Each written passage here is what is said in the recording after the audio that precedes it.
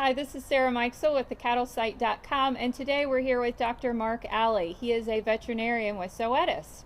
Thanks for being with us today, Mark. Thank you very much for the invitation. Very good.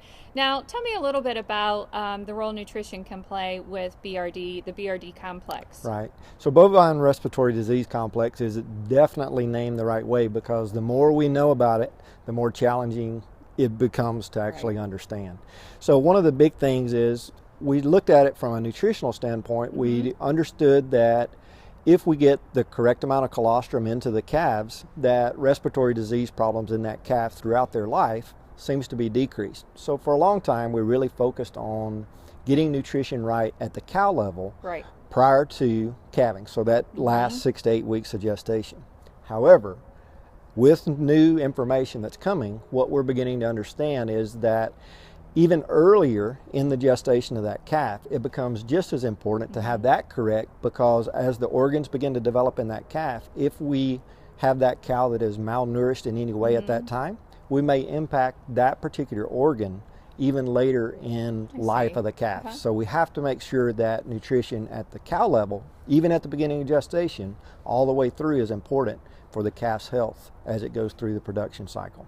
And what does that mean for the calf on the back end? Once the calf's born, then what happens? Then what will happen is we have to continue that. Nutrition becomes extremely important for that calf even as we go along, because if we get the nutrition correct, then we know that that calf's immune system is functioning properly. We know that it's going to be able to be a better response to our vaccines that we use, or if we do have the animal that actually do get sick, we can then have a better response with an antibiotic, because an antibiotic's primary goal is just to make it so that the calf can actually respond to and fight the infection that's there. Very good. And do you see less infection? You know, when you have these management practices in place, do you see statistically, differences in the herds that you guys are working with? We definitely know that there's going to be some differences in those herds, and because it's such a long period of time, because we're looking at maybe at 2 years out, it becomes, from a research perspective, very challenging to actually follow that animal all the way through. But some of the early research was done in the mid-90s actually demonstrating the impact that colostrum intake on those calves had.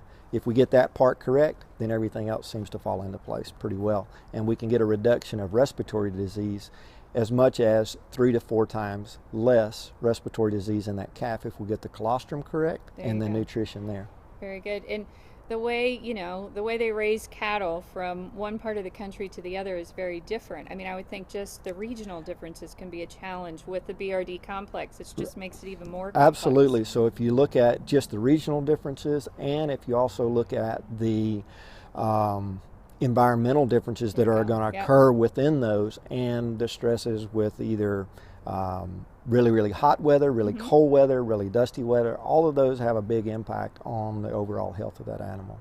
Very good. Well, thanks so much for your time today, Mark. Yep. Thank you very much for inviting me. Very good.